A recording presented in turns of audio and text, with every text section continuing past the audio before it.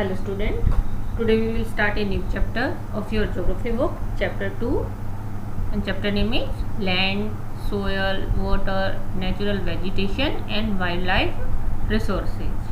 In this chapter we will study about different types of natural resources: land resources, soil resources, water and natural vegetation and wildlife resources.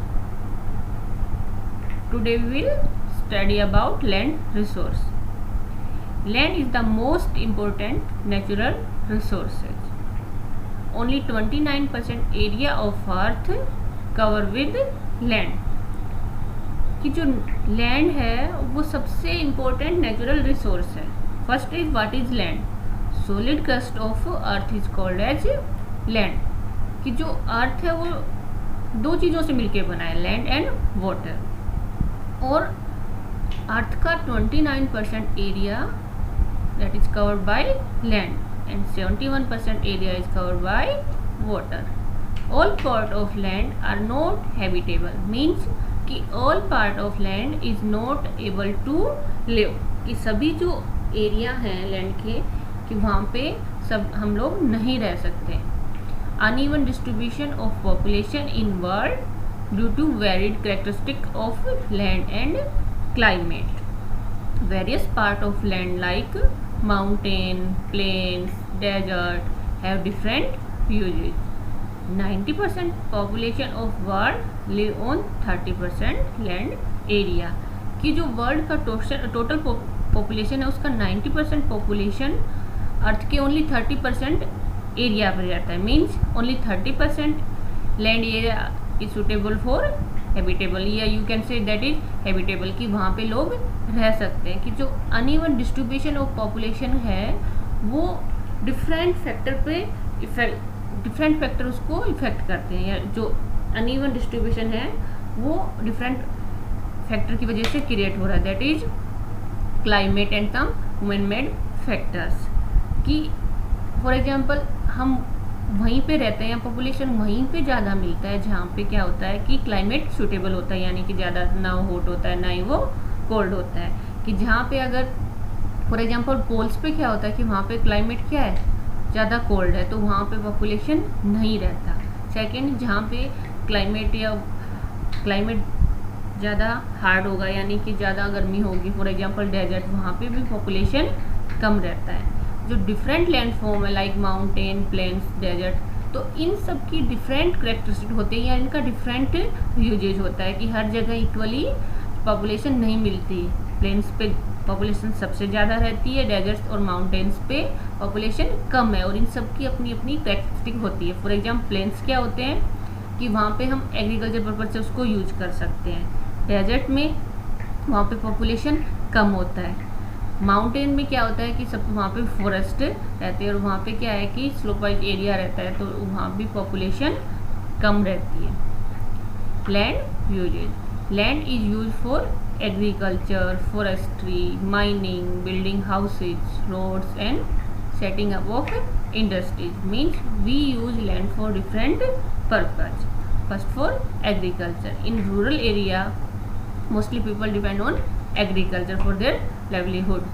तो जैसे जैसे population increase हो रहा है उसी तरह agriculture के लिए भी लैंड को ज़्यादा यूज किया जा रहा है.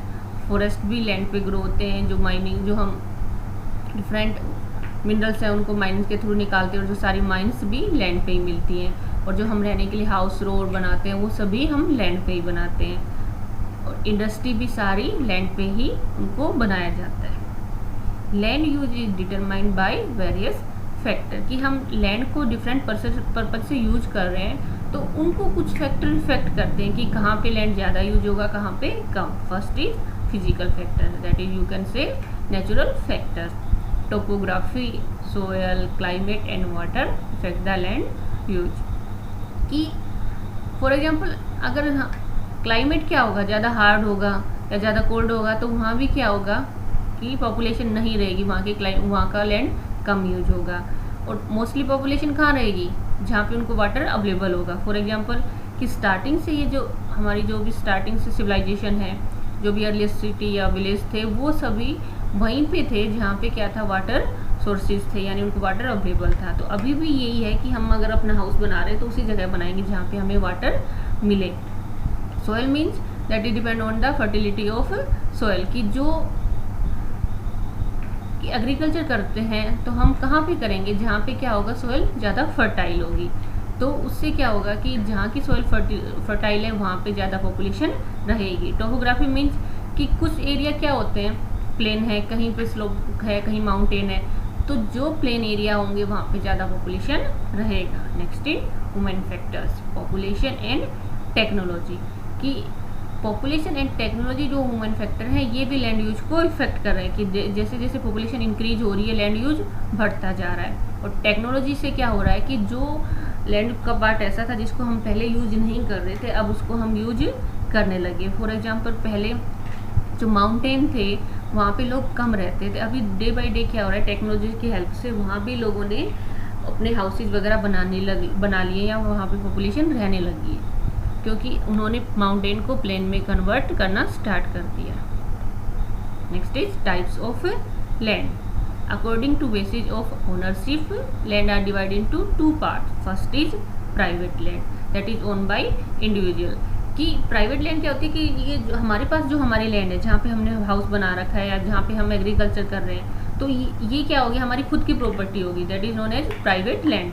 कि सभी के पास ये होता है कि जहाँ पे वो हाउस बनाते हैं एग्रीकल्चर करते हैं वो सबका क्या होता है, खुद का लैंड होता है। Next is community land, own by community for common use like collection of fodder, fruits, nuts and medical herbs. This land also called common property resources, कि नॉर्मली विलेज में ये होता है कि कुछ एरिया ऐसा होता है कि खाली लैंड का ऐसा होता है कि जो जहाँ पे लोग क्या कर देते हैं कि ट्री वगैरह ग्रो कर दिए या वहाँ पे फॉरेस्ट है, तो उसको सभी क्या होते हैं, इक्वली यूज करते हैं, कि वहाँ से वो अपने एनिमल के लिए वो फोडर कलेक्ट कर रहे हैं, फ्रूट्स नट्स वहाँ से कलेक्ट कर रहे हैं। तो वो जो लैंड होती है वो क्या होती है, किसी एक इंडिविजुअल की नहीं होती, बल्कि वो सारे कम्युनिटी या पूरे विलेज की या पूरी सोसाइटी की होती है, और सभी लोग उसको यूज कर सकते हैं। लैंड इज लिमिटेड मीन्स कि लैंड रिसोर्स ऐसा रिसोर्स है कि वो क्या है, लिमिटेड है, कि उसको हम इंक्रीज नहीं कर सकते। यानी अर्थ का 29% एरिया लैंड है तो हम उसको इंक्रीज नहीं कर सकते, वो ओनली 29% ही रहेगा। Quality of land differ from place to place means कि डिफरेंट प्लेस हैं, जो डिफरेंट लैंड फॉर्म है वहाँ पे लैंड की क्वालिटी अलग अलग होती है। कि फॉर हमने देखा होगा कि सोइल्स का भी क्या होता है, डिफरेंट आपने कलर्स होता है, that is depend on their topography and climates and soil texture.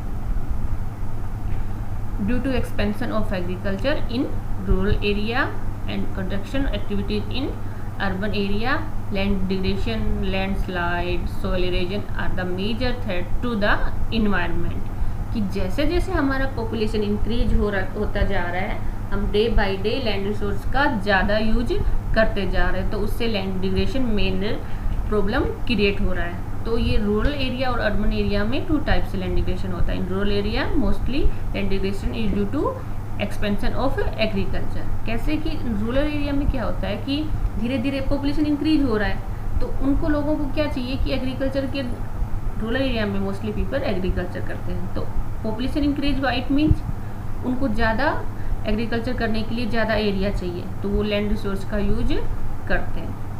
Urban area में पॉपुलेशन इंक्रीज हो रही है तो क्या हो रहा है कि कंस्ट्रक्शन वर्क बढ़ रहा है। कंस्ट्रक्शन में उसमें क्या आएगा वहाँ पे कि हाउसिंग ज़्यादा बन रहा है, हाउसेस का कंस्ट्रक्शन हो रहा है, इंडस्ट्री का कंस्ट्रक्शन हो रहा है, तो उससे भी लैंड डिग्रेडेशन हो रहा है।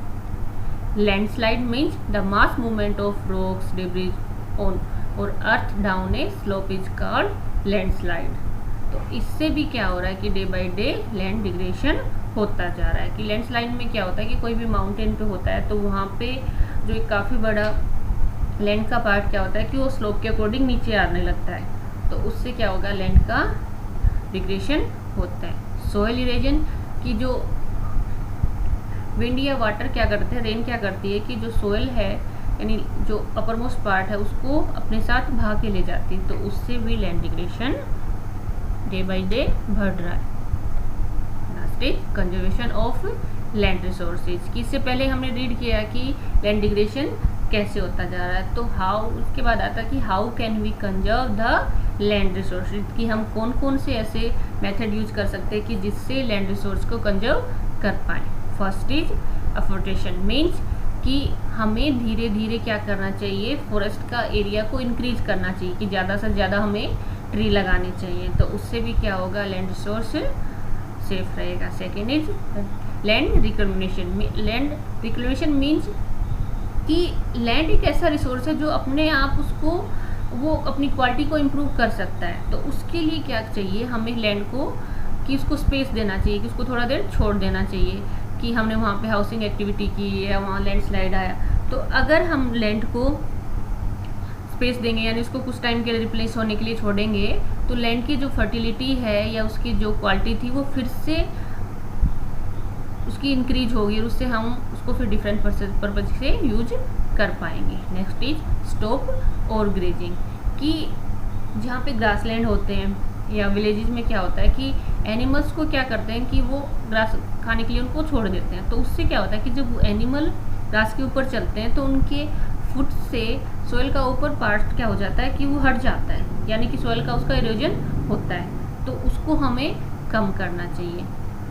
Less use of chemical, pesticide and fertilizers, कि एग्रीकल्चर में हम लोग क्या करते हैं कि प्रोडक्शन इंक्रीज करने के लिए हम केमिकल, पेस्टिसाइड और फर्टिलाइजर का यूज करते हैं। तो ये सभी जो फर्टिलाइजर और केमिकल, पेस्टिसाइड जब अर्थ के अंदर जाते हैं यानी सॉइल में या लैंड में मिक्स होते हैं, तो उससे क्या होता है, लैंड का डिग्रेडेशन होता है, यानी कि लैंड की जो क्वालिटी है वो डे बाय डे डिक्रीज होती चली जाती है। तो हमें इन चीज़ों का यूज कम करना चाहिए।